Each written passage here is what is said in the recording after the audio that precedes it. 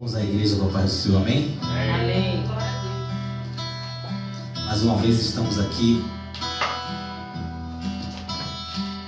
contentes de estarmos celebrando e cultuando o Deus vivo, o Deus de Abraão, Isaac e Jacó, o Deus de Israel.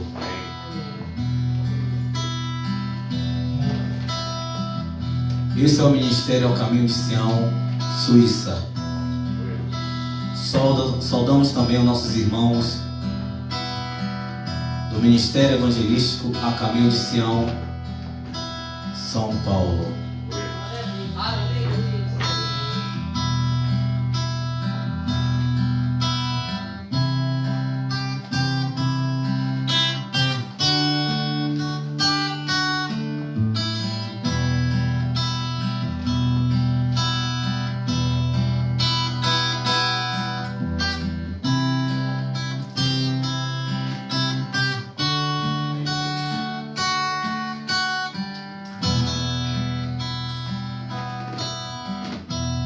Porque dele, por ele, para ele são todas as coisas. Porque dele, por ele, para ele são todas as coisas. Porque dele, por ele, para ele são todas as coisas. E porque dele, por ele, para ele são todas as coisas. Assim disse o Senhor Moisés. Fala a toda a congregação dos filhos de Israel e dize-lhes: sede santos, porque eu, o Senhor vosso Deus, sou santo. Aleluia. Porque dele, por ele, para ele são todas as coisas.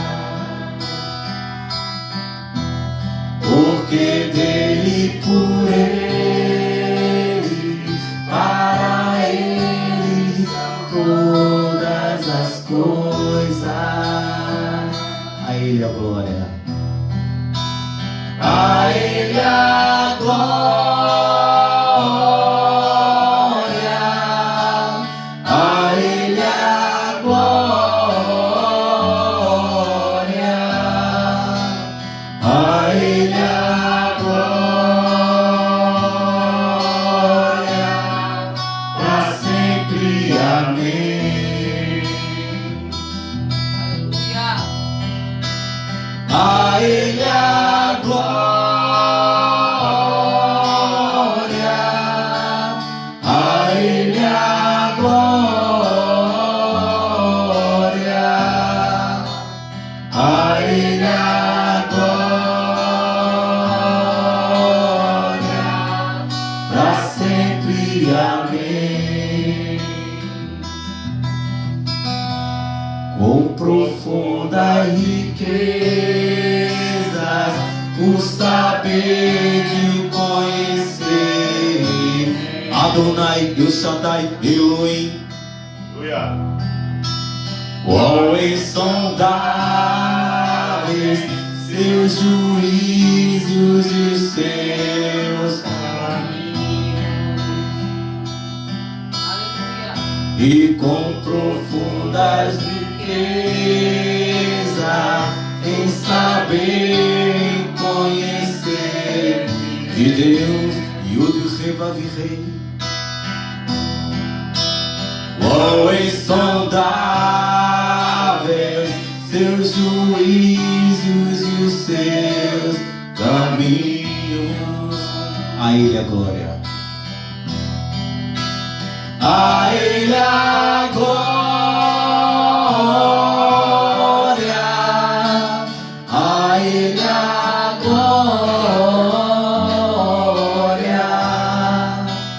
A ele a glória.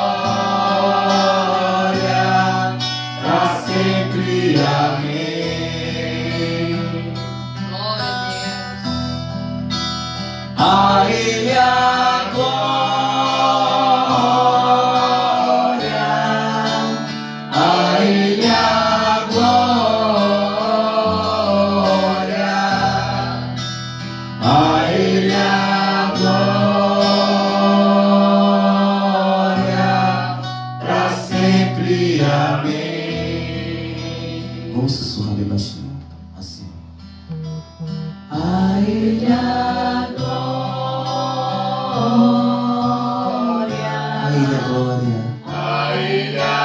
Seja a glória, seja dada a honra e a glória para Ele. A Ele a glória, para sempre. Amém. Vamos aumentar um pouquinho. A Ele a glória, a Ele a glória, a Ele a glória, para sempre. Amém. A Deus. Aleluia.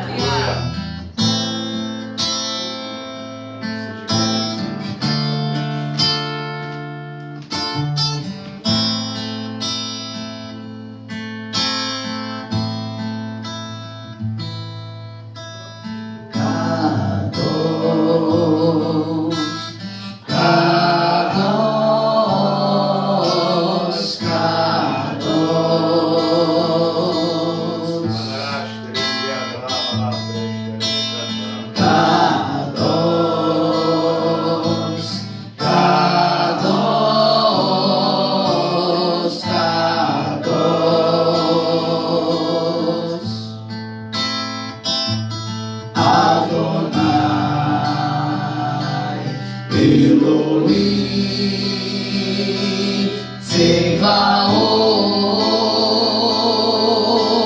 Tsevaot, Adonai, Elohim,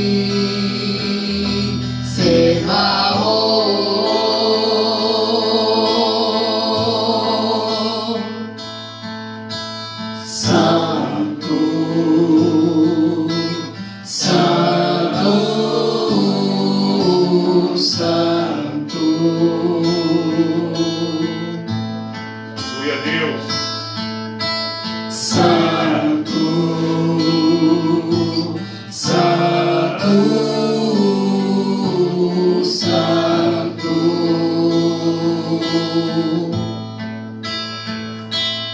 É o Senhor dos exércitos.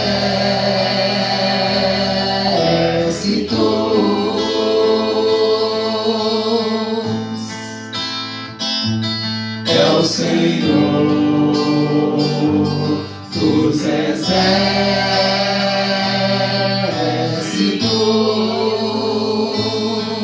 exércitos. Amará, xerere, canta, amará. Que há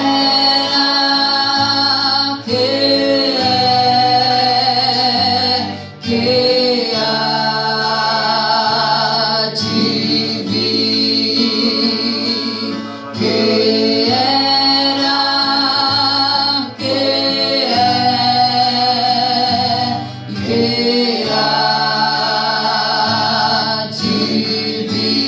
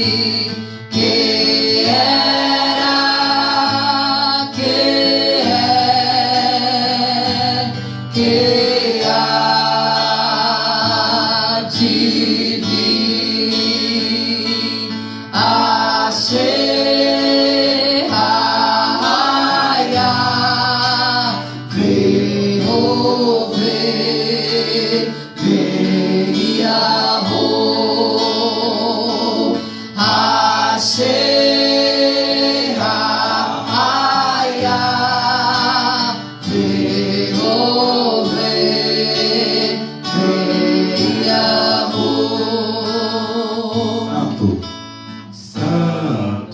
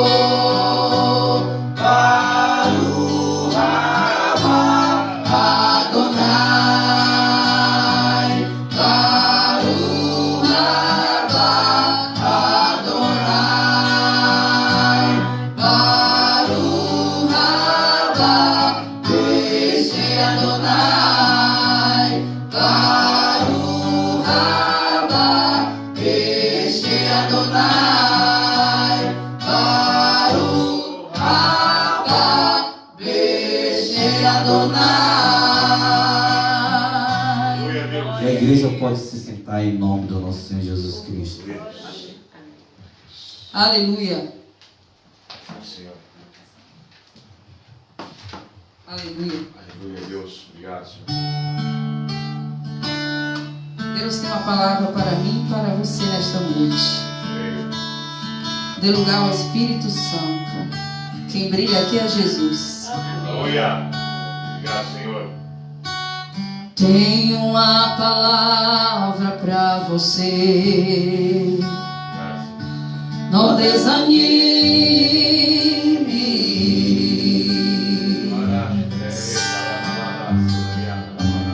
Tudo que você pediu a Deus já está vindo. Eu creio, Jesus. Esses dias Deus te viu chorando no canto escondido.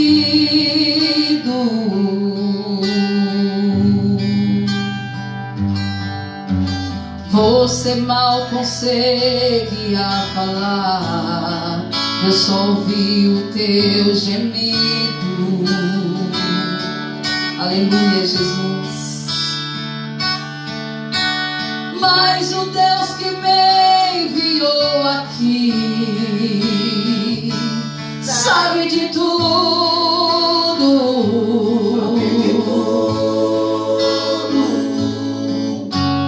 Ele me mandou falar que vai mudar seu rumo.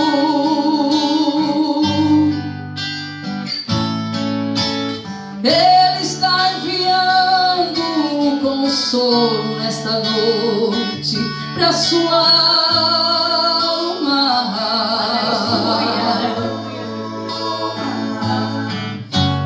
enxugue essas lágrimas no rosto e tenha calma. Vai passar em nome de Jesus. Vai passar. Eu sei que esta luta logo vai passar. Tá doendo, mas não vai querer parar. Não deixa a esperança em você morrer. Você precisa crer. Vai chegar a solução para tudo que te aconteceu. Você vai ter de volta tudo que perdeu. Só não se desespere, pelo amor de Deus. Aleluia. Mas o Deus que me enviou aqui conhece tudo. Conhece tudo. Ele me mandou falar que vai mudar seu rumo.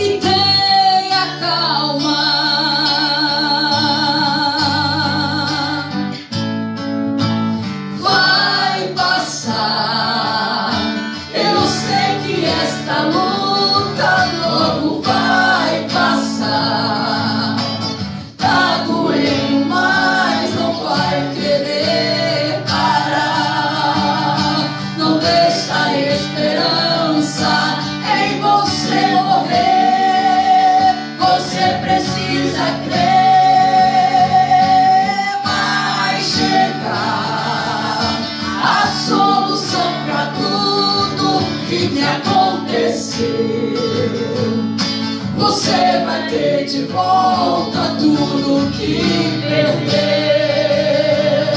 Só não se desespere, pelo amor de Deus. Vai passar, eu sei que esta luta logo vai passar. Tá doendo, mas não vou querer parar. Não deixa a esperança em você morrer. Você precisa crer. Vai chegar a solução pra tudo que te aconteceu. Você vai ter de volta tudo que perdeu. Só não se desespere, pelo amor de Deus.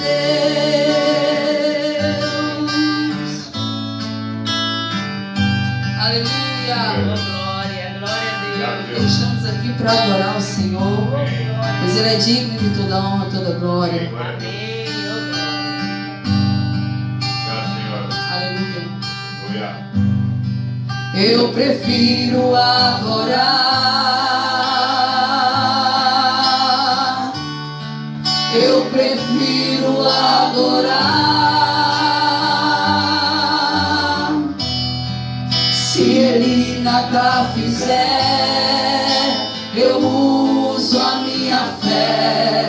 Eu prefiro adorar.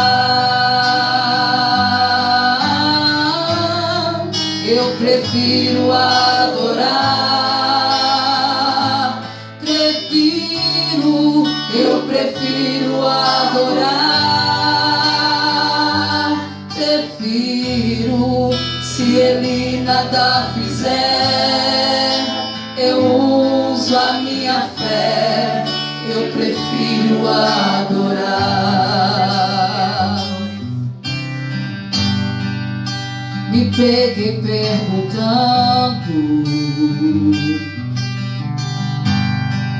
o que pode Deus fazer? Mudar todos os planos, fazer o seu querer,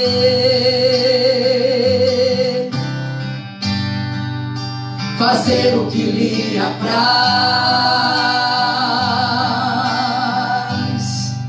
sem dar explicação, conhecer meus sentimentos, avaliar tua reação. E se Ele não quiser fazer o vento cessar, e se Ele não quiser o mar acalmar, e no meio dessa tempestade apenas te resta a voz de um adorador. E se Ele não quiser matar Faraó, te levar lá no deserto e te deixar só, e no meio da diversidade um exército inimigo vier te afrontar, questiona ou adora, questiona ou adora. Se Ele nada fizer, me mostre a sua fé, questiona ou adora, adora, questiona ou adora, questiona ou adora.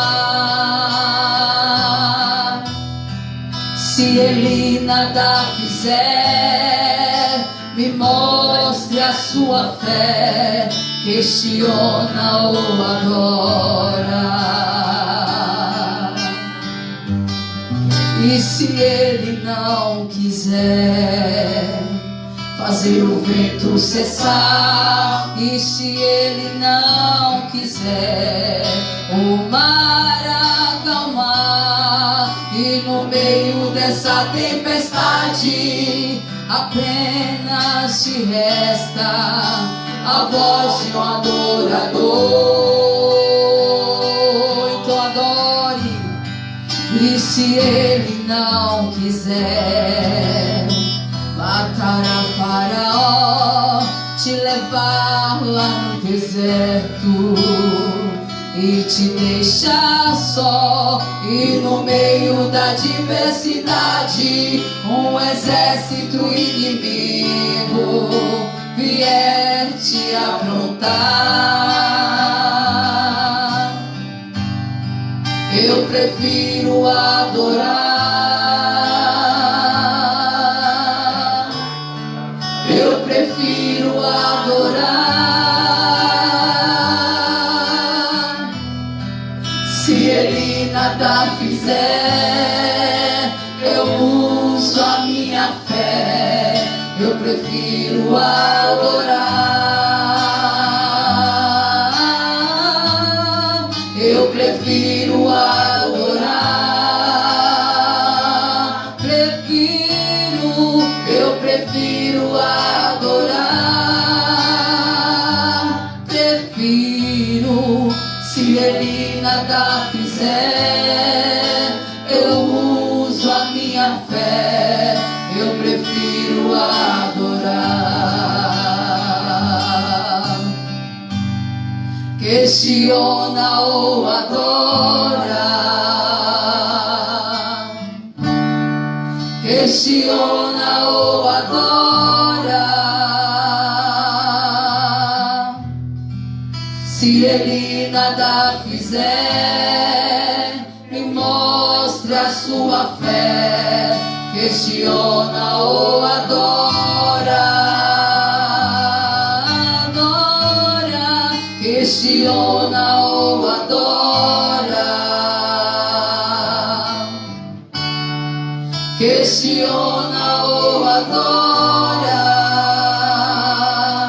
adora. Se ele nada fizer, me mostre a sua fé, questiona ou adora.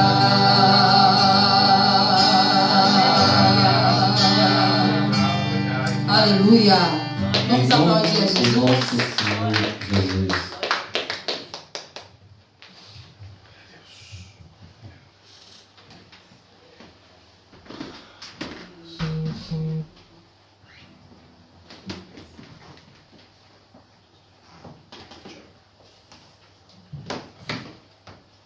Graça e paz, amém? Amém. Glória a Deus. Aleluia. Muito difícil eu me emocionar no louvor, né? Quando eu se emociona é porque tem a presença de Deus mesmo. Amém. Glória Amém? a Deus. Tá? Eu ensino lá na nossa congregação os nossos membros a ter um culto racional a Deus. O que é um culto racional a Deus? Você não precisa gritar ou pular ou sapatear. Não que isso é proibido lá, mas você não precisa fazer isso para mostrar que você tem a presença de Deus. Amém. Eu estava aqui sentadinho e Deus, meu corpo estava pegando um fogo tão grande, Oh, glória a Deus. né? E o Senhor me tomou em choro aqui porque eu estava sentindo a presença dele muito forte. Amém. Aleluia. Então a presença dele, ela pode ser controlada porque o espírito dos profetas está sujeito aos profetas. Amém? Amém. Irmãos, hoje o culto é um culto voltado para o ensino da palavra, né? Hoje eu vou fazer uma coisa que é um dom que eu tenho, que Deus derramou sobre a minha vida. Eu gosto muito de ensinar a Bíblia, né? Amém. Ensinar a Bíblia é uma responsabilidade muito grande, não é para todos e você tem que se dedicar e se aperfeiçoar a isso, ok? Estudar a Bíblia não é você lê-la apenas, mas você pesquisá-la. Pesquisar é algo totalmente diferente de ler. Quando você pesquisa a Bíblia, você entende raízes etimológicas, você entende a questão filológica, questão de semântica contextual, e isso que nós temos que entender. Amém? Amém. Antes de eu começar o estudo, se você pudesse voltar ao primeiro século hoje, o calendário bíblico ele funciona de pôr do sol a pôr do sol. E se você pudesse voltar hoje, há 2000 anos atrás, na sinagoga de Cafarnaum, tá? Você iria cumprimentar o seu irmão com um descanso de paz. Quem que é o descanso de paz aqui? Glória a Deus. Vocês querem um descanso de paz que vem do Senhor? Amém. Então levante do seu lugar, abraça o seu irmão e fala assim, ó, Shabbat Shalom. Shabbat Shalom significa descanso de paz. Tá? Shalom. Shalom em hebraico não é apenas paz, mas é plenitude de Deus. Amém? Glória a Deus. Glória a Deus. Aleluia. Glória a Deus. Aleluia. Glória a Deus. Shabbat Shalom, pastor. Shabbat Shalom, minha irmã. Tem um descanso de paz, né? Um descanso pleno que só vem do nosso Senhor Salvador Jesus Cristo. Amém? Glória a Deus. Glória a Jesus. Amém, glória a Deus. Aleluia. Glória a Deus. Irmãos, Shabbat Shalom, meu irmão. Glória a Deus. Shabbat Shalom. O culto, Shabbat Shalom, meu irmão. O culto, ele vai ser bastante participativo hoje, né? Para quem está acostumado conosco ali, nós fazemos um culto de ensino interativo. Você vai abrir a sua Bíblia nos textos que a gente vai passar aqui, você vai lê-la, você vai participar do culto, né? Se você pudesse voltar ao primeiro século, você iria aprender a Bíblia em porções naquela época. Os cultos de ensino lá na nossa congregação, nós ensinamos em porções. O que são porções? Se você voltasse ao primeiro século, naquela época não existia capítulos e versículos, né? A Bíblia ela não era em forma de livros, ela era em forma de rolos, né? Eram chamados de rolos, em grego é membranos, né? E existia a questão do sefer, né? Sefer em hebraico é livros, mas no sentido de um rolo ser costurado ao outro, né? Que é chamado de pergaminho, e ali eles eram estudados ali. Quando Paulo ele pega a carta aos Timóteos, no capítulo 2 Timóteo capítulo 2, 2 Timóteo capítulo 4, né? Que ele está se despedindo ali, fala que ele está sendo levado para a libação, ele pede para os seus discípulos ali trazerem, né, os livros e os rolos, né? Alguém sabe qual é o significado da palavra Bíblia? Alguém sabe? Não. Como vocês podem crer num livro que você não sabe qual o significado? É feio isso, não é feio? Pegou a gente. Pegou vocês, peguei? Lembrando que as perguntas que eu faço aqui não é para humilhar vocês, pelo contrário, é para utilizar uma linha de raciocínio. Por quê? Lá na nossa congregação nós ensinamos as pessoas a pensarem. Se você faz um curso teológico aprofundado, você vai aprender algo sobre um dos maiores historiadores do mundo, que é o historiador Baker. E Baker ele fala que na Idade Média era perigoso pensar, porque a Igreja Católica te levava para a Inquisição. Hoje você tem liberdade para pensar. Então nós temos que ter uma fé racional de saber se o nosso fundamento é a Bíblia, nós temos que conhecê-la para nós ministrarmos. Como que eu vou ministrar, fazer o campo missionário se eu não conheço o livro que eu chamo de Bíblia, né? A palavra Bíblia é uma transliteração da palavra grega Bíblia, a mesma pronúncia, né? A letra beta, a letra lambda, a letra iota, outra letra beta, lambda, iota, alfa no final. A letra alfa no final, e em alguns contextos da gramática grega, ela simboliza uma pluralização. Então, Bíblia significa em grego livros.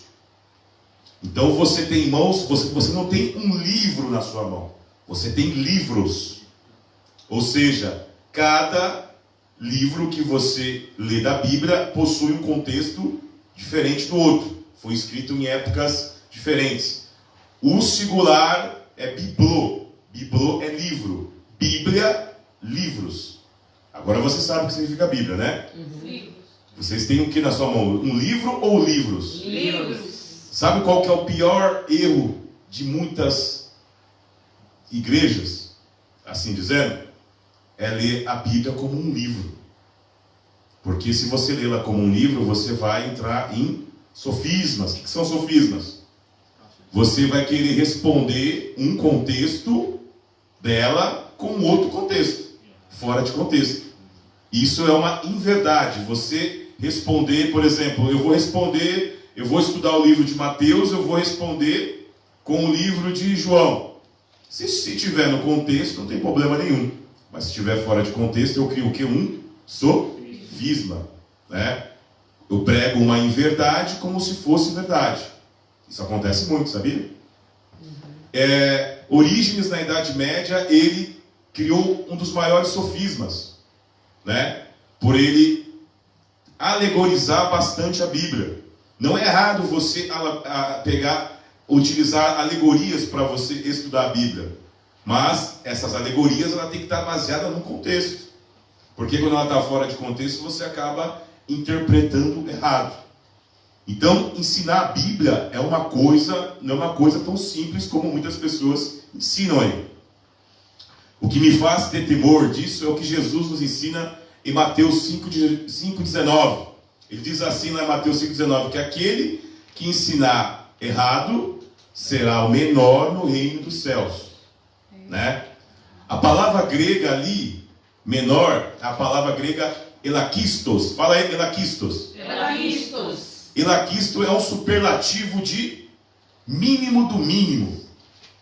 Sabe o que é o mínimo do mínimo? É como se você estivesse no reino e você não seria visto. Isso é muito profundo, na minha humilde opinião. Sabe por que é muito profundo?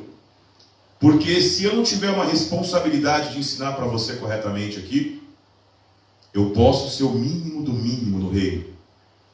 E nós temos duas interpretações desse mínimo do mínimo. Eu posso não ser visto no reino. O que seria não ser visto no reino? É que você está lá e não é visto, ou porque você não está lá? Qual que seria a opinião de vocês? Está lá e não ser visto. Oi? Está lá e não ser visto. Você não ser visto no reino, você não está lá. Isso é muito profundo, não é profundo? Verdade. Isso não aumenta o nosso temor para estudar a Bíblia? Sim. A nossa cultura do Brasil, o nosso povo, infelizmente, ele não é um povo apto e tem costume de estudar. Isso é muito ruim. Por isso que o nosso país é um país subdesenvolvido. E por isso que nós temos hoje, dentro do cristianismo, é o analfabetismo funcional. Sabe o que é isso? Sabe? Alguém quer dar opinião? O que é o analfabetismo funcional? Sabe o que é isso? Não. Você lê a Bíblia, mas você não entende. Por quê? Porque você não entende a noção básica de gramática. Se as pessoas não entendem a noção básica de gramática no português, que dirá nas línguas originais. O que me incentivou a estudar as línguas originais, né, é entender que toda tradução ela é uma recriação. Ah, pastor, então eu não posso confiar na minha tradução? Não, não é isso. Toda tradução, tanto em alemão quanto em português, ou italiano, ou latim, ela é o suficiente para você entender a Bíblia e alcançar a sua salvação. Amém. Mas se você quer ser um estudioso da Bíblia, você tem que aprender os originais. Por quê? Porque vai te trazer resoluções muito mais profundas do que você ler apenas em português. Por quê? Você tem em mãos textos de 2 a 3, textos de 2.000 anos atrás e textos de 3.500 anos atrás. Você acha que é fácil interpretar um texto?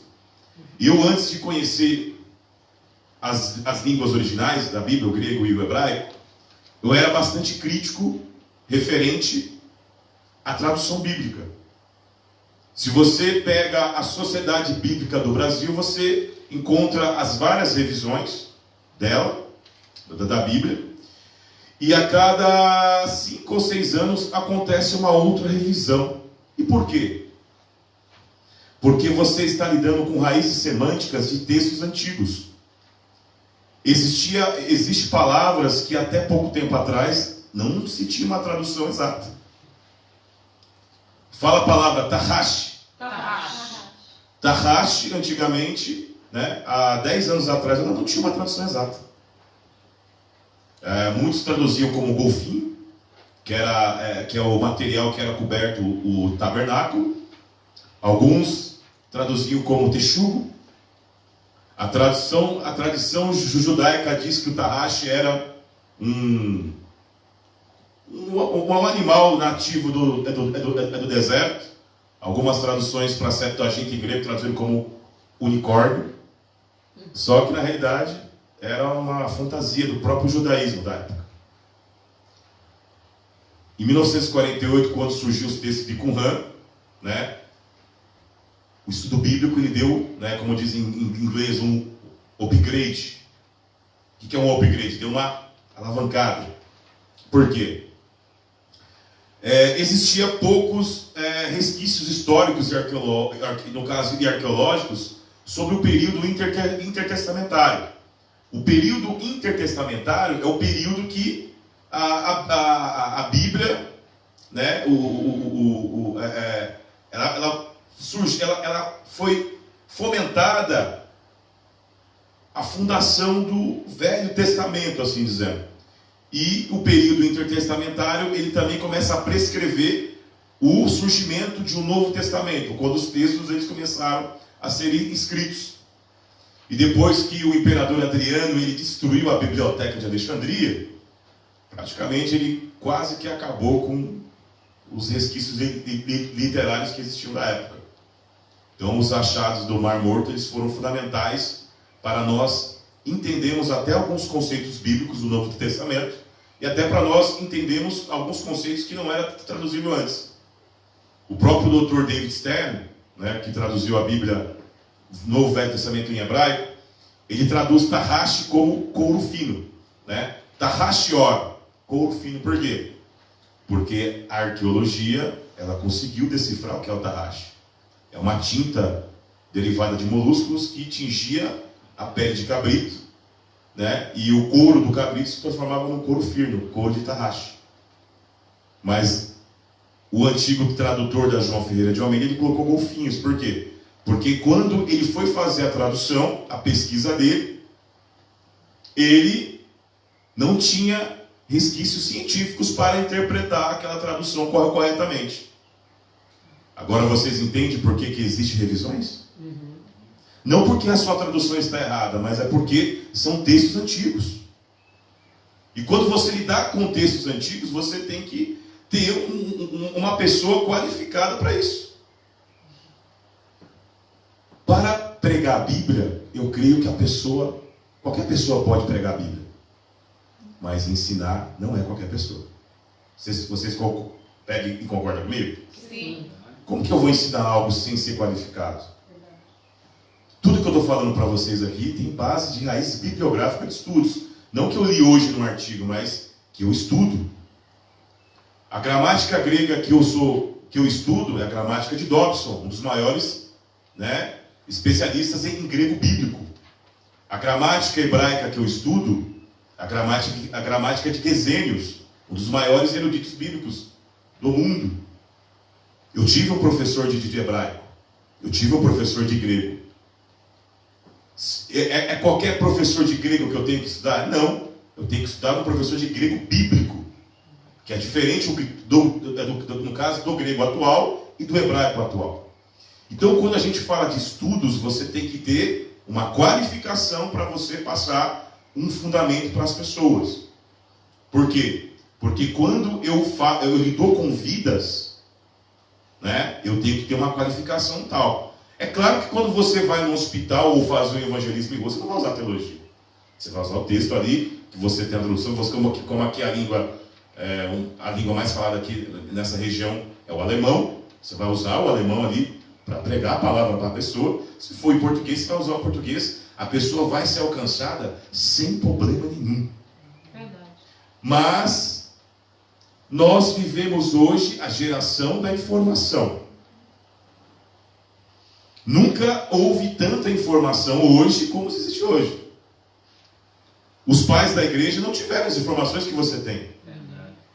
Então hoje, se você não se especializar, você vai ficar para trás. Eu lembro que em 2013, os hackers eles invadiram os microfilmes do Vaticano e disponibilizaram 977 pergaminhos para quem é da área acadêmica. Glória. Porque o Vaticano estava escondendo, junto com a Faculdade Hebraica de Jerusalém, porque eles eram, né, os tutores dos achados arqueológicos ali. Eles estavam escondendo os microfilmes. Então, por exemplo, antes de 2013, se você fosse fazer um doutorado em pergaminhos, você tinha que pegar um avião, viajar até o local que o pergaminho estava, você tirar uma foto ali e estudar o pergaminho. Hoje você pode pegar pela internet. Eu consegui traduzir o pergaminho 1QMMT, que fala dos essênios, e a semelhança dos textos, né, a semelhança da liturgia do jantar de Páscoa, a semelhança com o que eles tinham, com semelhança com a Páscoa de Jesus. Só que a diferença é que os essênios eles viveram o quê? 200 anos antes de Cristo. Né? E Jesus ele comemorou a Páscoa sem o Cordeiro. Só que os essênios já comemoravam isso há 200 anos antes. E eles ali, têm quando você observa o grego, o hebraico ibert, que é diferente do hebraico quadrático, você vê o termo ali teirosh. Teirosh significa vinho novo, que é o suco de uva não fermentado. Na nossa cultura, vinho é o líquido fermentado. Mas lá no primeiro século, quando se falava de vinho, tinha o teirosh, que é o vinho não fermentado, e o vinho fermentado, que é o que você, no caso, pega e conhece. Só de você ter essa dedução histórica, arqueológica, você vai começar a ler a Bíblia de um outro prisma. Você vai começar a interpretar a Bíblia já com o pensamento da época ali. Porque se eu interpreto a Bíblia com os pensamentos ocidentais que eu tenho hoje, eu vou criar um anacronismo. O que é um anacronismo? Algo anacrônico é quando você interpreta na sua época algo que é de outra época. Para você trazer para a sua época, você tem que fazer o quê? Trazer para os dias de hoje. Você interpreta naquela época e traz para os dias de hoje. Toda pregação de valor e sólida é que você interpreta como era naquela época e traz para os dias de hoje. Isso é uma pregação expositiva correta. Todos têm essa resolução? Não. Nem todos teve a oportunidade de estudar. E alguns que têm a oportunidade não se dispõem a estudar. Eu moro no Brasil. Lá em São Paulo, o pessoal até gosta de estudar um pouco. O pessoal do Sul, né? Não falando que o pessoal do Nordeste ainda não gosta, porque o pastor Nelson, grande amigo meu, lá do Nordeste, é um homem estudioso. Está fazendo agora o doutorado dele em estudos judaicos, linguísticos. Tá? Ele se formou na parte do Novo Testamento. Está afiado aí. Às vezes em quando eu converso com ele, troco algumas ideias com ele. Ou seja, mas a grande maioria da nossa população não gosta de estudar. Eu já dei palestra para pastores que tinham 30 anos de ministério e não conheciam a Bíblia. Isso é sério. Eu não estou falando aqui para falar que eu sou melhor. Não é isso. É chamar a atenção para que nós tenhamos uma fé racional. Então, antes de eu entrar no estudo dessa noite, isso aqui é uma introdução, eu preciso passar para você entender o que eu vou querer passar para vocês aqui. Há um mês e meio atrás, eu perdi um grande mestre meu, que é o Aparecido, que é o Sidão, chama ele de Sidão. Ele foi o meu professor de escola do dominical quando eu me converti há 25 anos atrás, na quadrangular. E eu era o aluno mais chato dele, porque eu questionava tudo. Eu sempre fui chato para a escola porque eu questionava tudo. Quando a professora falava que a Terra era redonda, eu questionava, por que ele vai? Eu começava a fazer perguntas. Eu sempre gostei de estudos. Mas eu sei que o estudo ele só vai ter um valor muito bom quando estiver associado ao poder de Deus. Amém? Amém. O poder de Deus é fundamental para você ter o estudo. Aleluia. Não basta apenas buscar o saber, mas buscar também o estudo da palavra, né, o poder de Deus de uma forma excelente. Então, por exemplo, hoje foi separado para você aprender. Terça-feira você teve uma ministração de cura interior. Nos finais de semana nós vamos ter ministrações para quê? Para você cultuar Deus junto à família. Então, por exemplo, existe tipos de cultos específicos para Deus. Eu creio que todo culto é um culto de libertação. Mas hoje é um culto que é para você exercitar a sua mente. Aleluia. Eu gosto de ensinar um termo, né, que o professor Mateus usa, é sair da caixa de Perseu. O que é sair da caixa de Perseu? É pensar fora da caixa. Tem pessoas que falam assim, eu aprendi assim, eu sou assim, eu vou morrer assim. Está errado. Primeiro lugar, se você entender o conceito básico de arrependimento, você não pode pensar assim. Porque arrependimento é você voltar. Você acredita que tem pastores que não sabem o que é arrependimento? Não sabem que arrependimento é mudança de pensamento? Que vem do hebraico techuvá. Quando Jesus falou assim, arrependei-vos, techuvá, voltem. Vai voltar para onde? Para a instrução do Pai. Eu sou a instrução que vai te levar ao Pai. Aleluia. Então, quando ele fala isso, ele está querendo passar algo para você. Agora eu quero passar um pouquinho para você como que a Bíblia era estudada no primeiro século, né? Porque a palavra teologia é uma palavra que surgiu já quase no final da Idade Média ali, né?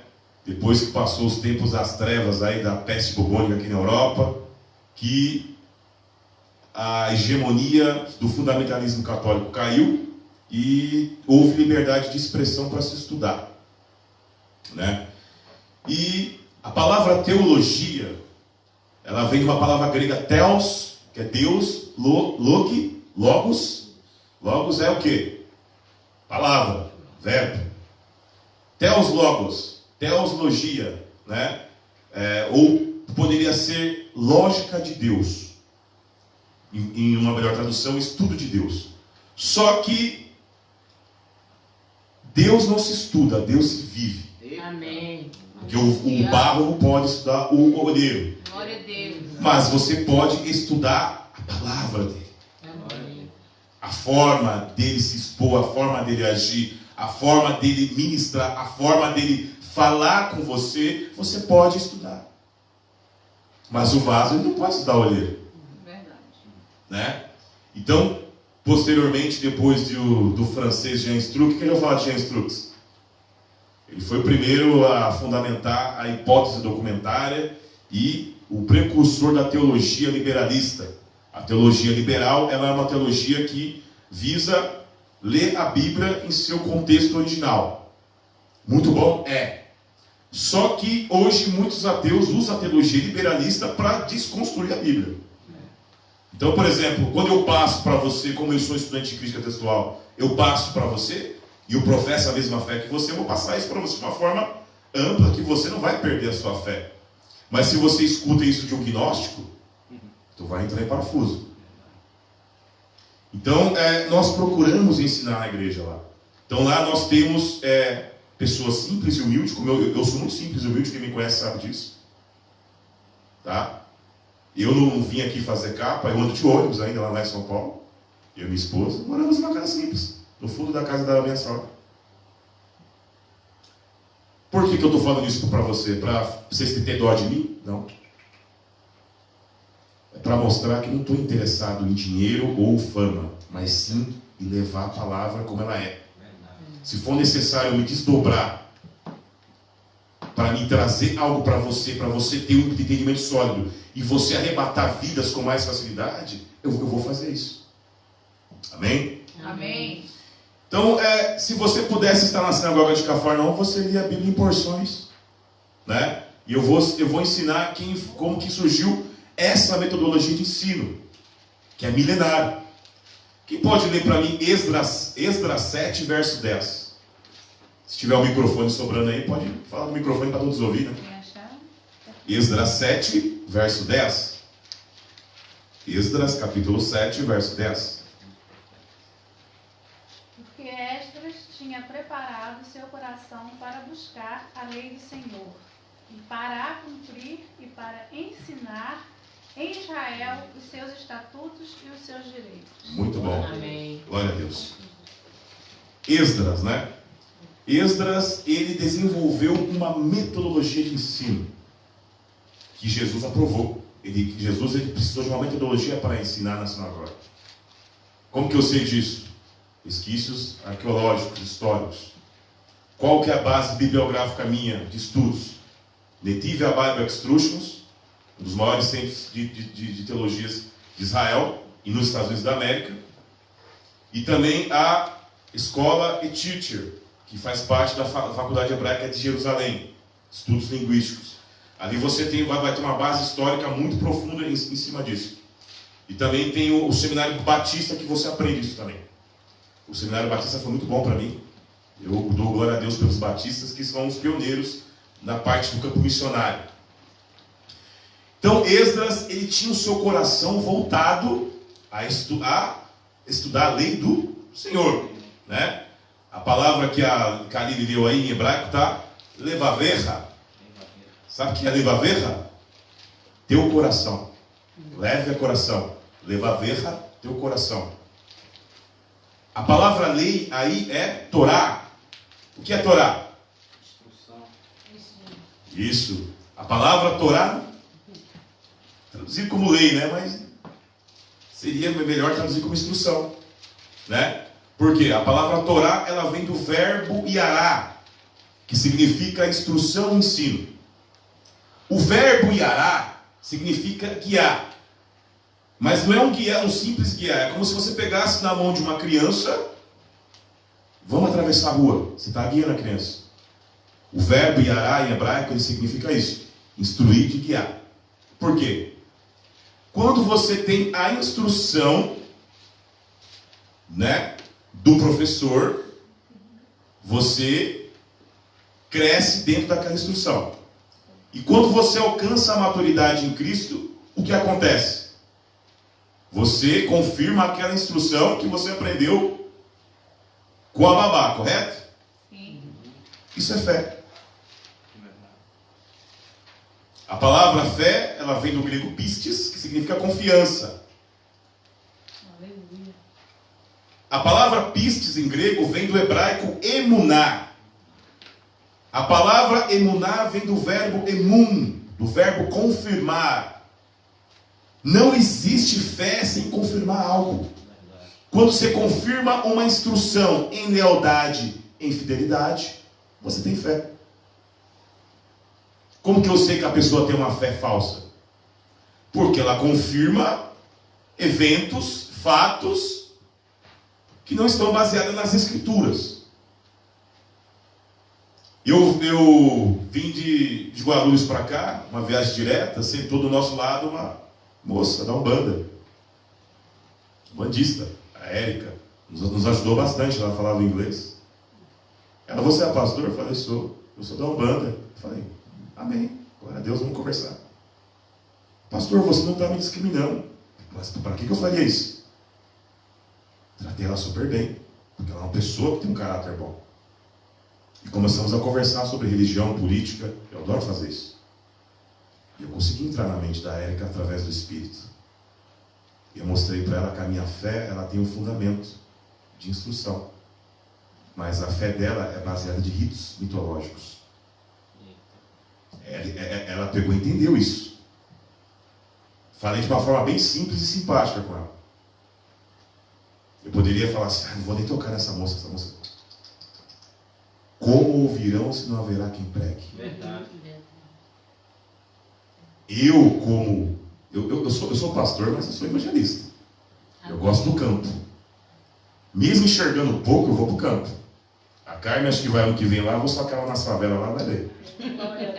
Além de quiser, também pode ir. Ela vai conhecer os guetos lá. E ali ela vai ter mais experiência do que ela tem aqui. Sabe por quê? Porque é nesses lugares que você vê Deus trabalhar e o poder de Deus. Eu quero levar o Cristo também e a Daiane para louvar lá no meio da favela. Em nome de Em nome de Jesus. Jesus. Vai ser bênção, por quê? Porque ali você vê Deus trabalhando. Então, quando Esdras foi chamado para ser um lidrosh, para buscar, a palavra hebraica ali é lidrosh. A palavra lidrosh tem a preposição li na frente, que é uma preposição de direção. Drosh é busca. Vem do verbo trilit no hebraico, o verbo investigar. Todo estudante da Bíblia, ele é um investigador dela. Por quê? Na época de Esdras, o cânon bíblico, a regra de Bíblia na época de Esdras, eram os primeiros 5 livros da Bíblia, chamado de Torá, Pentateuco. Quais são os primeiros 5 livros da Bíblia? O que mais? Isso. Então, quando você vê na sua Bíblia Torá, lei, você está se referindo aos primeiros 5 livros da Bíblia. Então, Esdras, ele era um investigador dos primeiros 5 livros da Bíblia.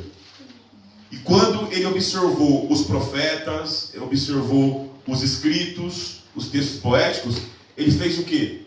Ele desenvolveu uma regra, um cânon. Cânon significa regra ou medida. Cânon bíblico. O chamado Velho Testamento, da forma que você conhece, foi instituído por Esdras.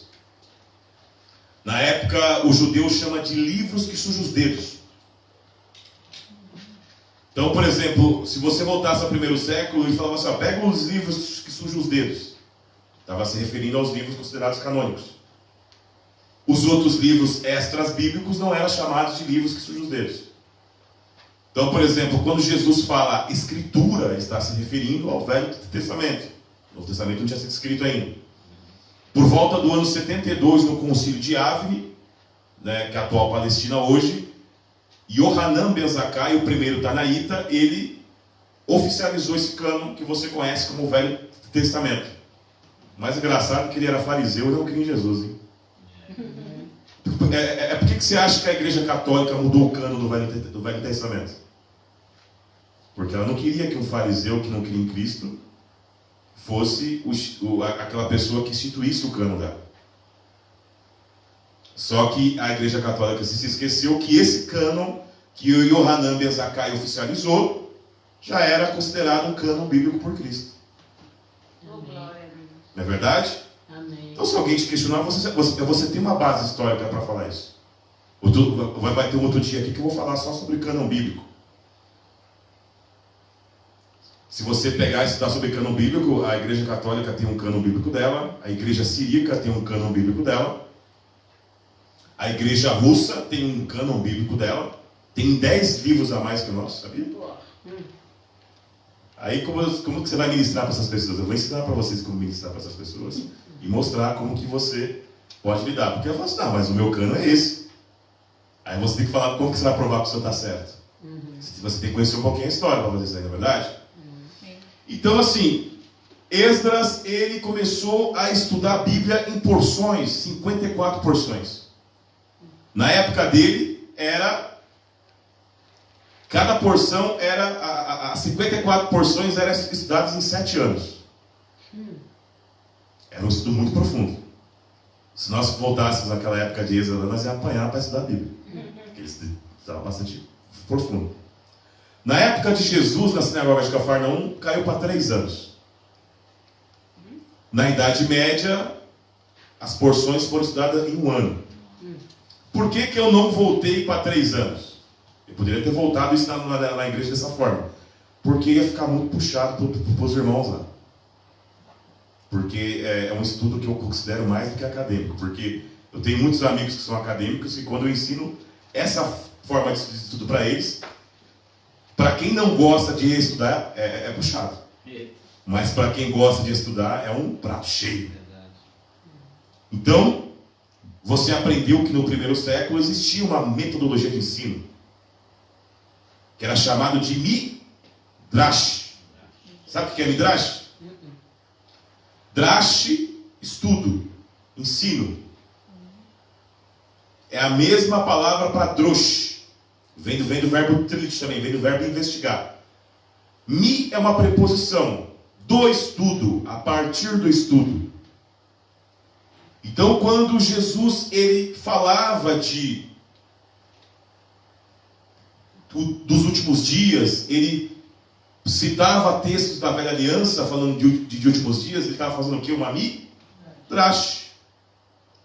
Então, por exemplo, quando eu leio o Novo Testamento da forma que os discípulos ensinavam, eu vou ter uma interpretação muito mais profunda do que eu ficar filosofando ela, como os pais da igreja faziam. Tudo que os pais da igreja faziam era ruim? Claro que não, tem muitas coisas boas.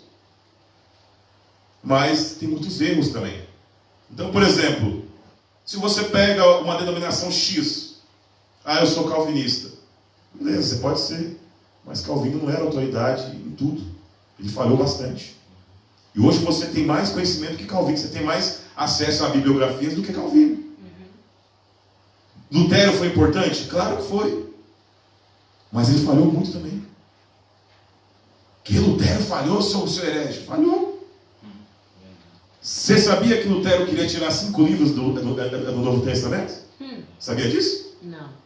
Ele chamou a Epístola de Tiago de Epístola de palha. E sabe por que ele falou isso? Porque ele não entendia que a fé sem obras é morta. Para ele, fé não tem nada a ver com as obras.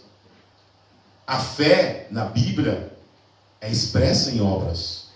É o acreditar e o agir. Eu fazia parte de um antigo ministério que falava, vai lá visitar a pessoa lá. Eu ia. E uma vez eu fiquei bravo com o meu pastor. Por quê? Porque eu cheguei lá, a pessoa não tinha nem o que comer. Como que eu vou pregar a Bíblia para a pessoa de barriga vazia? Não, mas Deus... irmão, Deus vai prover nada. Eu que tenho que prover. Eu sou igreja, eu tenho que separar para dar para aquela pessoa. Aleluia. Eu tirei do meu bolso. Mas aquela pessoa comeu, quando ela estava de barriga cheia, eu falei da palavra para ela. Amém. Isso que tem que acontecer. Então a fé não é só acreditar, é você agir. Só que Lutero, como ele tinha um pensamento que veio da igreja católica, ele tinha dificuldade de entender isso. Não culpo ele, nem crucifico ele. É a base bibliográfica que tinha na época. Então, o que ele fez de bom, eu posso pegar. O que ele fez de ruim, tem que jogar fora. Verdade. Você precisa fazer isso. A sua fé não é baseada em mim, não é baseada em Lutero, mas é baseada no que a palavra de Deus diz.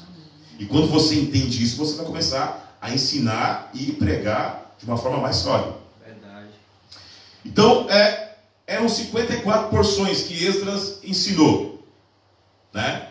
Então, naquela época, antes de surgir o cânon do Velho Testamento, eles estudavam só a Torá, que é a instrução de Deus. No período intertestamentário, por volta do ano 320 a.C., Alexandre Magno faleceu. Quem sabe quem era Alexandre Magno? Alexandre o Grande.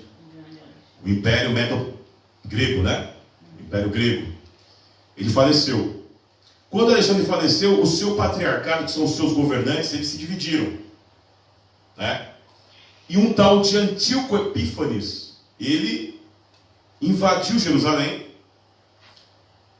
profanou o templo. Algumas profecias de Daniel se cumpriram nessa época. Outro dia, qualquer dia eu vou passar isso para vocês aqui.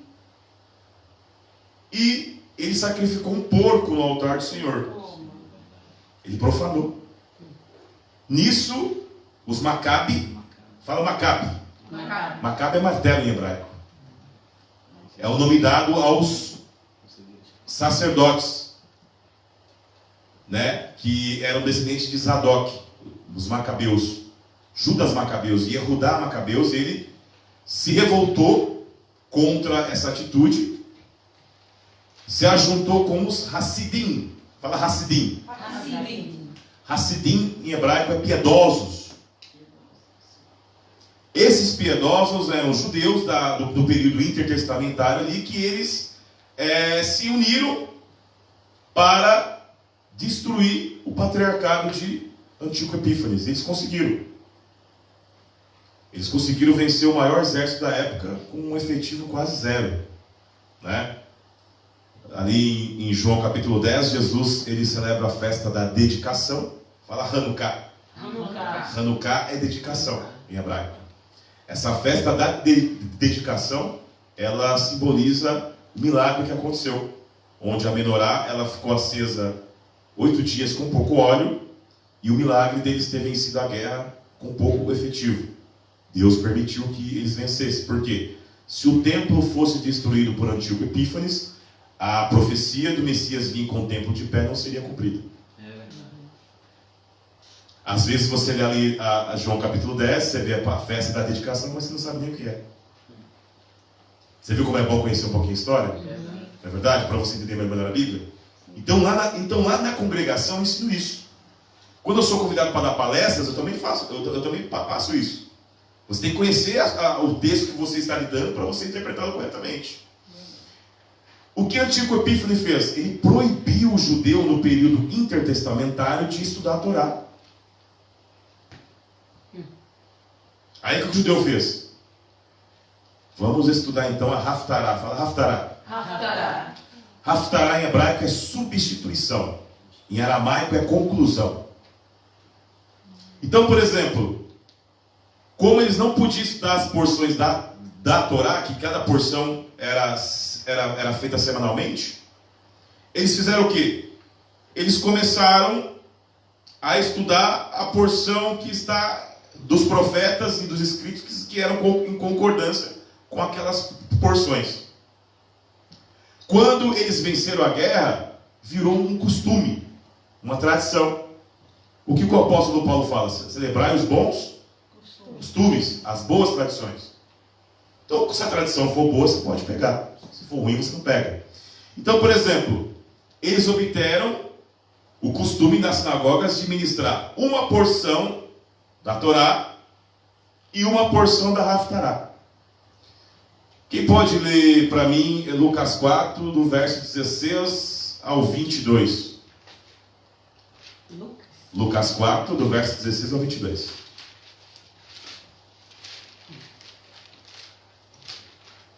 Estão entendendo, irmãos? Amém. Então, 4. se não tiver, pergunta, tá? 4. Lucas 4, do verso 16 em diante.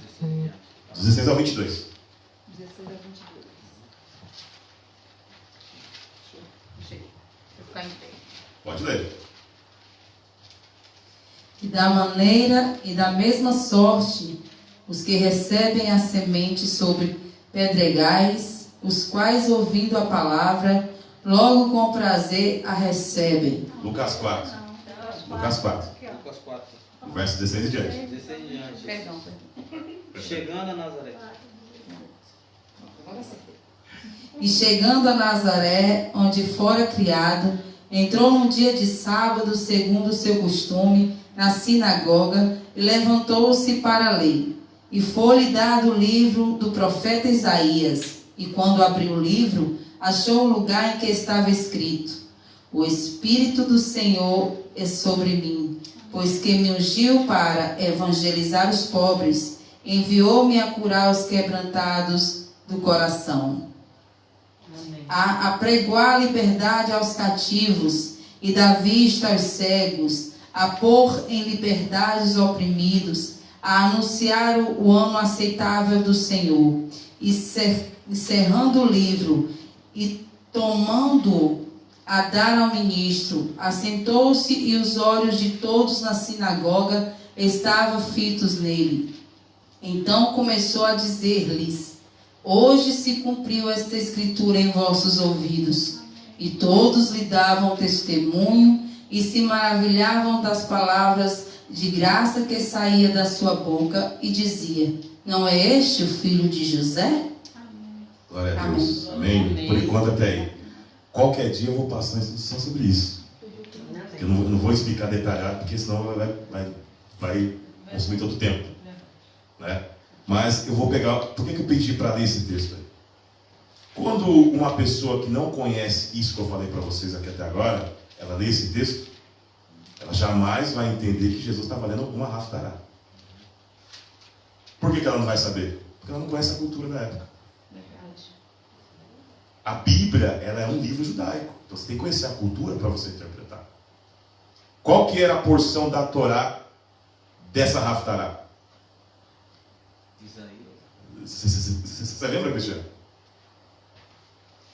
Ali, Isaías era a Haftará. Segunda Reis. Não, a porção da Torá. Torá é o Pentateuco. Ok. Finéias. Não. Levítico 25. Levítico 25. Fala do jubileu. Alguém sabe o que é jubileu? Festa. Jubileu é uma festa, mas o significado de jubileu, alguém sabe? Perdão. Não. É celebrado no dia do perdão, mas não é perdão. O que é o significado de jubileu? Resgate. Júbilo. Resgatador.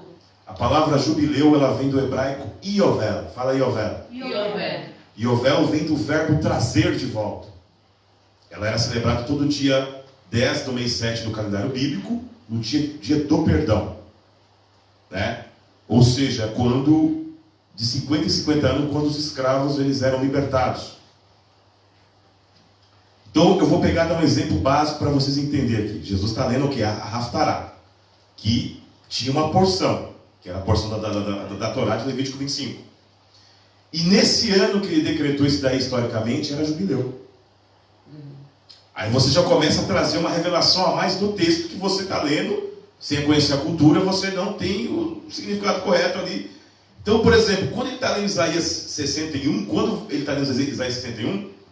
ele está recitando algo que Isaías tirou de Levítico. A profecia de Isaías foi em cima de Levíticos. Por quê?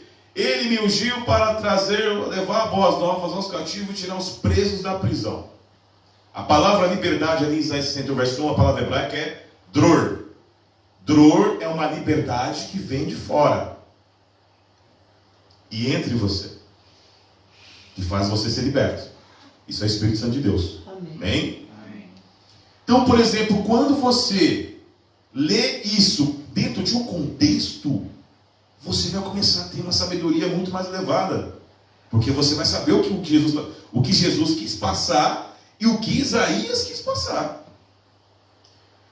De 50 em 50 anos, vinha um resgatador, um parente próximo, ou poderia ser alguém do governo.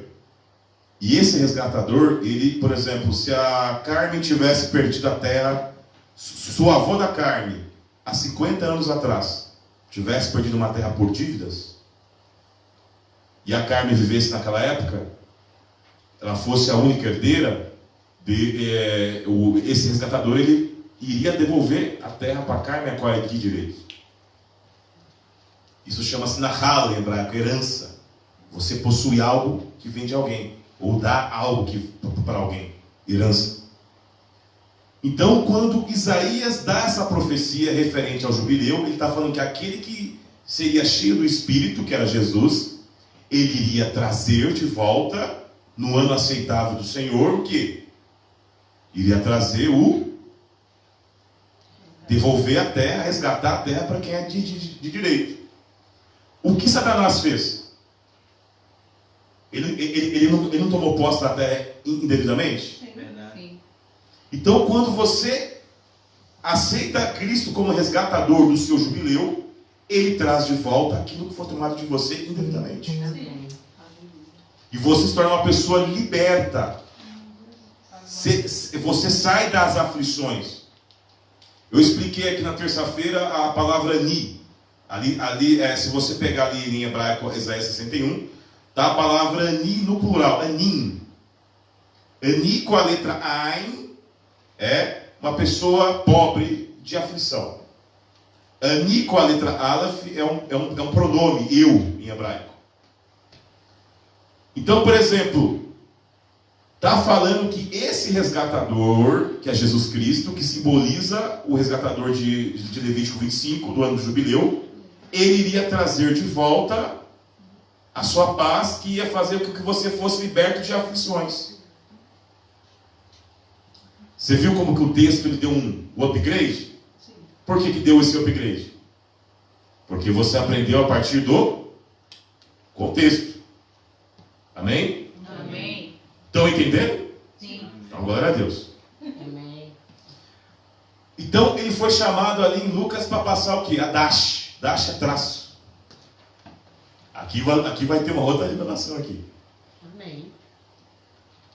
Só podia ministrar na sinagoga quem era Rav é rabino, né? E Prushim. Você sabe o que é Prushim? Fariseu. Fariseu. Jesus era fariseu, meu Deus. Tem pessoas que dizem assim, né? Calma. Prush, que é o singular, é separados em hebraico. Prushim, separados. Quando você vê Jesus xingando os fariseus ali, na Bíblia, hipócrita, raça de víbora, você levanta uma questão pejorativa referente aos fariseus, correto? Que era todo mundo ruim. As duas maiores escolas farisaicas do primeiro século eram a escola de Hillel e de Shammai. E tinha mais 7 escolas pequenas. Então você não pode generalizar. Quando você estuda o Talmud, o Tratado Pirkei Avot, o Talmud é o livro histórico de Israel, as mesmas frases que Jesus falava, você via os fariseus brigando entre si lá. Hipócrita, raça de víbora, eles brigavam entre si. Então, quando Jesus se assentou para ensinar ali, porque ele tinha autoridade para isso. Ele não poderia.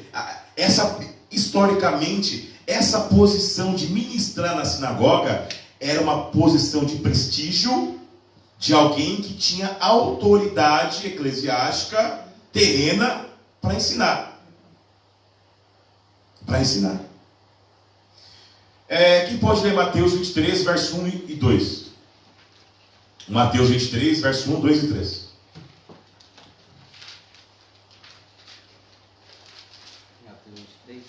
Mateus 23, verso 1, 2 e 3.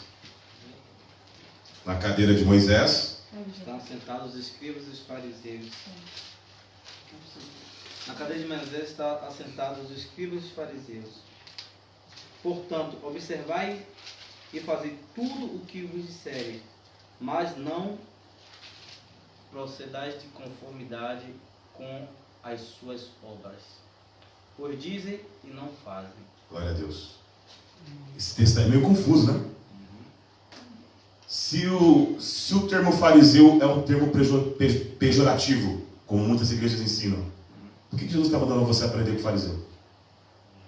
Alguém quer responder? Que eles ensinavam os mandamentos, as instruções de Deus. Porque ele é os mestres, né? Eles estudavam muito. O ensinamento era bom, mas as atitudes, entendeu? Todo pastor é bom? Não. Só porque um pastor é ruim, todos são? Não. Então não podemos trazer como pejorativo. Não. Se você pegar historicamente dizendo, os fariseus eles eram os homens mais sábios para ensinar naquela época. Então ele fala assim, na cadeira de Moisés estão sentados os escribas e fariseus. Você sabia que o ato de entrar na sinagoga e se assentar, porque se aqui fosse uma sinagoga da época, teria uma cadeirinha alta, assim, um banquinho, eu me assentaria para ensinar.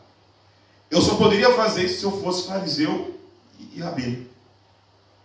Senão eu não poderia ter autoridade para ensinar. Então, né, Jesus era um prush, era um separado, um prush é fariseu, mas ele era um fariseu diferente dos outros fariseus chamados de hipócritas. Essa é a diferença.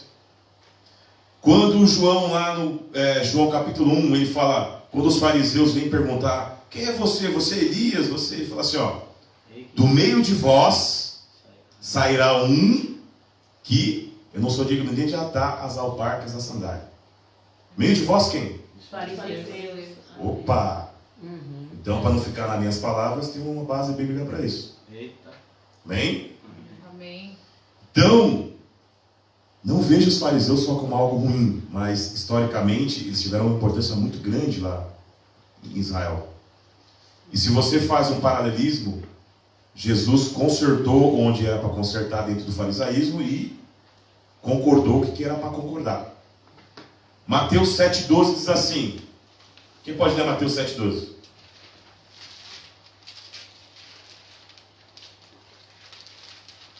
Mateus 7,12. Portanto, tudo que vós quereis que os homens vos façam, fazei-lo também vós, porque esta é a lei e os profetas. Muito bom. Ou seja, se você faz uma análise histórica, alguém já ouviu falar aqui de Hilel? Hilel, ele viveu, ele morreu quando Cristo tinha 10 anos. Ele viveu 120 anos. Ele era o Nassi, né, o príncipe do Sinédrio, o líder do Sinédrio da época. Ele nasceu no ano 100 ele viveu 120 anos. Quando Jesus tinha 10 anos, ele morreu. Então ele nasceu antes de Cristo. E Hilel tem uma frase semelhante a essa. Hilel fala assim, ó. Um jovem vem falar assim: Hilel, como que eu faço para praticar toda a Torá e os profetas? Hilel responde assim, ó. Isso é fácil. Não faça aos outros aquilo que você não quer que faça por você. A frase de Jesus não é semelhante? Então nós vemos que ele concordou com alguns ensinamentos farisaicos da época. E onde foi para discordar, ele pegou e discordou. Então já existia uma metodologia de ensino. E quando você aprende essa metodologia de ensino, você vai ter uma resolução mais ampla para você entender a Bíblia.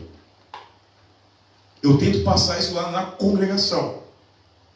Para vocês aqui, eu estou soltando um pouquinho mais, porque vocês aqui são pessoas mais, no caso, esclarecidas. Mas às vezes lá eu pego pessoas que não têm nem o ginásio. Então tem que fazer bem do beabá. Mas a gente tem paciência, a gente senta, explica. Fala uma linguagem que eles entendam. Então, por exemplo,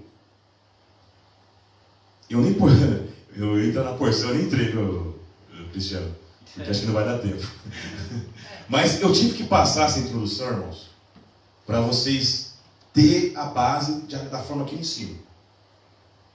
Entendeu? Porque se eu não passasse essa introdução, quando eu for passar o ensinamento das porções que são muito profundas, mas vai ser de grande valia para a sua fé, né, você precisa ter essa base aqui de ensino.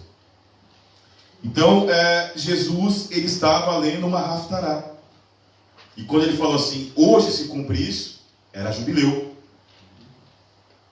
Ou seja, na primeira vinda, ele libertou o seu intelecto. A palavra alma em grego é psique, né?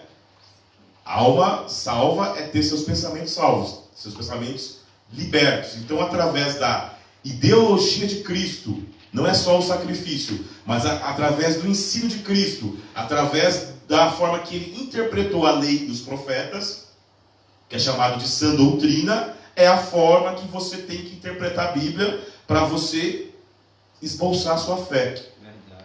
E ao esboçar a sua fé dessa forma, você vai entender o que ele quis passar ali. Hoje se cumpriu isso na primeira vinda.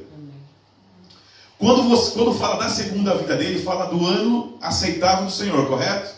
Sim. O que seria esse ano aceitável do Senhor? O dia do juízo, que também será um Yovel. Só que nesse Yovel ele vai transformar o seu corpo corruptível em um corpo incorruptível, um corpo de glória. E você vai tomar posse da terra do que é de direito. Glória a Deus. Né? Quando a nova Jerusalém descer do céu. Aleluia. Né? Então, tudo está conectado. Então, quando ele fala, esse texto de Lucas, ele fala do primeiro século, mas também fala de algo que vai vir. Por que ele leu só a metade da Haftará? Quem pode abrir Isaías 61?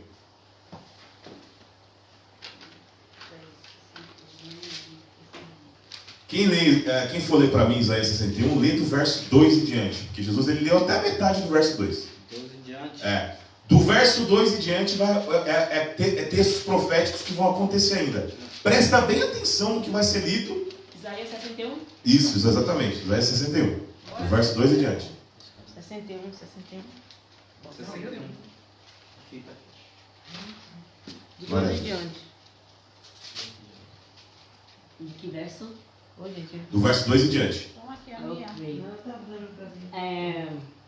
Eu vou ler. A apregoar o ano aceitável do Senhor e o dia da vingança do nosso Deus, a consolar todos que choram Aleluia. e a pôr sobre os que em Sião estão de luto Aleluia. uma coroa em vez de cinzas, Aleluia. óleo de alegria em vez de pranto, Aleluia. veste de louvor em vez de espírito angustiado, a fim de que se chamem carvalho de justiça, Aleluia. plantados pelo Senhor para a sua glória.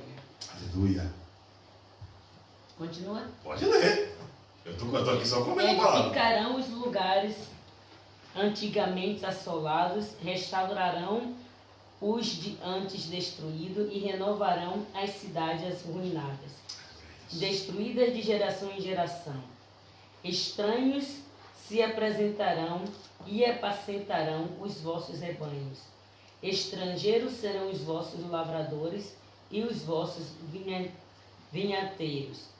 Mas vós sereis chamados sacerdotes do Senhor e Aleluia. vos chamarão ministro de nosso Deus. Amém. Comereis as riquezas das nações e Aleluia. na sua glória vos gloriareis. Em lugar da vossa vergonha tereis dupla honra. Aleluia. Em lugar da afronta exultareis na vossa herança. Por isso, na vossa terra possuireis o dobro e tereis perpétua alegria. Aleluia. Porque eu, o Senhor, o amo o juízo e odeio a iniquidade do roubo. Até o fim do capítulo, pode ler. Dá-lhe-eis fielmente a sua recompensa e com eles farei aliança eterna. Aleluia. A sua posteridade será conhecida entre as nações, os seus descendentes, no meio dos povos. Todos quantos os virem os reconhecerão como família bendita do Senhor. Aleluia. Regozija-me-ei muito no Senhor. A minha alma se alegra no meu Deus, porque me cobriu de veste de salvação e me envolveu com um manto de justiça, como um noivo que se adorna de turbante, como noiva que se enfeita com as suas joias. Porque, como a terra produz os seus renovos, e como o jardim faz brotar o que nele se semeia, assim o Senhor Deus fará brotar a justiça e o louvor perante todas as nações. Aleluia. Amém. ó Amém. glória. Amém. Por que eu pedi para ele ler tudo isso daí? Jesus, ele, na sinagoga, ele leu só o quê? Ele leu só a primeira... no caso, o primeiro versículo é metade do segundo. Por que ele não leu o resto? Porque primeiro ele vinha fazer o quê? Ele iria santificar o seu intelecto, o seu interior. Mas na segunda vinda ele ia fazer isso daqui. Ó. Restaurar os lugares assolados. Brit Olam, fala Brit Olam. Grito, olá. Aliança eterna. Aleluia. Como que é feita essa aliança eterna? Através da novos céus, nova terra. Através de você permanecer o seu intelecto nele, né? Semear na corruptibilidade para depois você semear na incorruptibilidade. O apóstolo Paulo nos ensina isso lá em 1 Coríntios 15. Então, irmãos, quando nós entendemos dentro de um contexto, a Bíblia ela se torna prazerosa de ser estudada. Às vezes, lá na congregação de sexta-feira, minha esposa tem que me cutucar porque os irmãos não querem parar. Tá, tem 5 minutos. 5 minutos, né? Tá bom, vou terminar. Por que os irmãos não querem parar? Porque ela se torna algo interessante para você. Aleluia. Faltam 5 minutos, correto? Sim. Tem alguma pergunta em cima do estudo? Tem muitas, Pode fazer. mas isso só na escrita. Tá, pode falar. Não, É escrita, você falando? Eu só aprendo, na verdade, ela quer um escrevendo. estudo específico. Estudo mesmo. Ah, você quer escrito? É específico. Então a gente pode combinar de sexta-feira você trazer o caderninho e escrever. Isso mesmo. Melhor? Uhum. Tá? Porque para mim escrever para você vai ser muito tempo. Então você vai escrevendo e tirando as dúvidas. Uhum. Mais alguma dúvida? Não. Gostaram do estudo? Amém. Amém? Foi edificação para você? Sim. Amém. Tem certeza que não ficou alguma dúvida? Posso estar encerrando? Sim. Amém, glória a Deus. Então, para estar encerrando, eu não ia, eu ia passar a introdução e passar a ministração, mas não deu tempo. Porque é muita coisa para falar. Às vezes a pessoa fala assim, não tem muita coisa para a Bíblia, tem muita coisa para falar. Verdade. Né? Falta tempo. Mas na semana que vem, né, eu vou esboçar um pouquinho do que eu ia passar para vocês hoje, de estudos, já com a porção da outra semana. Porque agora você já sabe como que é a forma de estudos. Tá? Eu não ensino isso aqui no culto normal. Eu ensino isso aqui em culto de estudos. Porque o culto é voltado para estudos. Para você aprender a Bíblia, correto? Amém. O culto normal é uma pregação expositiva. Você lê ali expõe aquilo, né? Para a pessoa tirar para a sua vida. Mas aqui também você tira. A diferença é que aqui você aprendeu a questão da Bíblia na parte científica. Você estudou as letras na questão científica. Você viu como que era a forma interpretativa. Todo o Novo Testamento é visto dessa forma. Amém? Amém. Amém. Vamos se pôr de pé. Aleluia. Primeiro eu vou estar orando para abençoar vocês. Depois eu vou trazer, né? A Berkat Kohanim.